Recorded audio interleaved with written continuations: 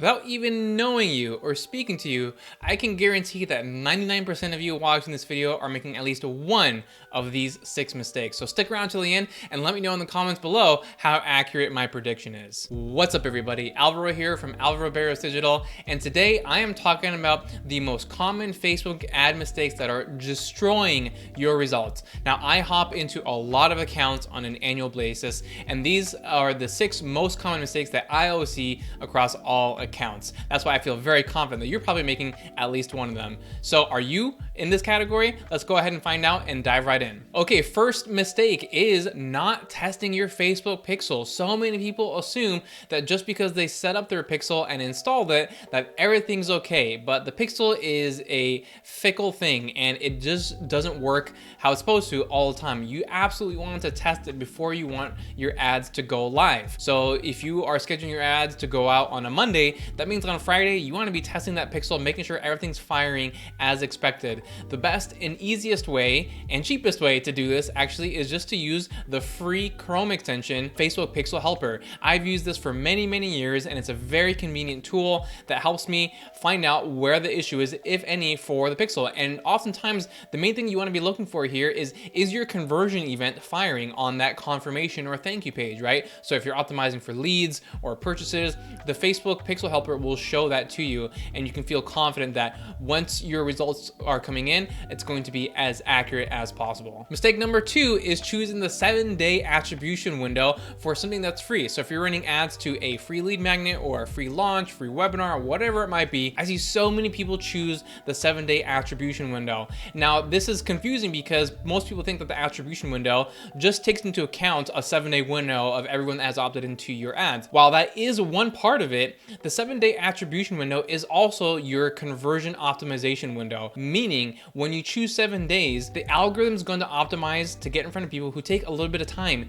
to make a certain decision. But that's not necessary for something that's free, right? If they see your ad for a free lead magnet, someone doesn't have to go home and speak to their significant other and ask them if it's a good idea. No, right? Once they land on the page, they know whether or not they want that free thing. You want those fast decision makers so you can get more and more people opting into your freebie. So that's why you want to choose the 1-day conversion windows for something that's free. Number 3 is the exact inverse of that, and that would be using the 1-day conversion window for something that is pretty expensive. And when I define expensive on Facebook ads, I'm talking about something that costs at least $100 or more. When it's $100 or less, you can still get away with the 1-day conversion window, although I will say between $50 and $100 it is very challenging, less so when it's $50 or less, but it's still possible. But once you get above that $100 threshold, it is really challenging to get the 1-day attribution window to work. That's why you want to choose the 7-day, because at that point, it's not an impulse decision. People do have to think about it. They're not going to see your ad for a $500 course or whatever it might be and be like, oh yeah, of course, let me just immediately sign up.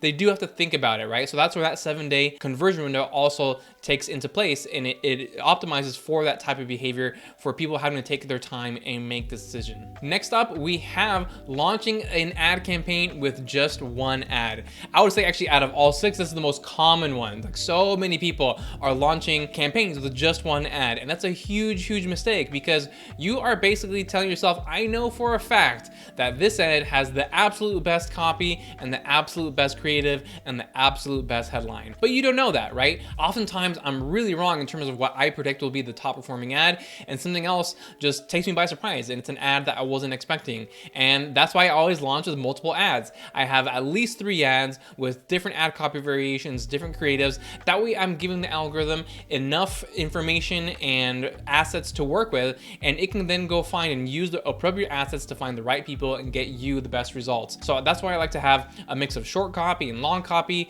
images and videos and graphics. That way I'm not assuming that I know what the best performing mix of all those is going to be. I feed the algorithm options and then let the algorithm do its thing. Next up, we have not looking at all the right metrics. So most people, they just look at the default metrics that Facebook provides, and even amongst those, they're just looking at their spend, results, and cost per result. While spend, results, and cost per results are very important, arguably the most important metrics, there's still tons and tons of metrics that you want to be looking at in order to properly optimize and improve your results, or even fix your results if the results aren't going well at all. Now, luckily for you, I actually just did a video covering that, which you can check out right here, and you'll know the exact metrics that you you need to be looking at in order to optimize your campaigns. And last but not least, even if you're sitting there saying, hey, I am definitely not making any of those 5 mistakes, I feel super confident you're probably actually making this one, and that is not applying UTM parameters to your Facebook ads. Now, the reason this is so important is because we know at this point, because of the iOS update, that we have incomplete data inside of Facebook Ads Manager.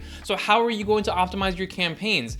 Yes, you might be saying, well, I can see my total results inside of my email CRM, therefore I don't need UTM parameters, but that's not true. Your email CRM is only going to show you the total results. It's not going to tell you what audience that lead came from or purchase. It's not going to tell you what ad that lead or purchase came from. The only way to know that and then properly optimize your campaigns, pushing budget towards the winners and taking budget away from the losers, is by using UTM parameters and then analyzing the data inside of Google Analytics, which is going to be 95% accurate because it's not impacted by the iOS update. Now, luckily for you, I also have a video that completely covers that tutorial on how to do that, which you can check out right here. And there you have it. Those are the top 6 mistakes that I always see people make. And like I said, I feel very confident that you're probably making at least one of them. But if you're not, let me know in the comments and I can make a new video on maybe some additional bonus ones that I didn't mention here. But hopefully you found this video useful. Let me know what you would like for me to cover in the future. Also in the comments below. Thank you so much for tuning in, and I will see you next time.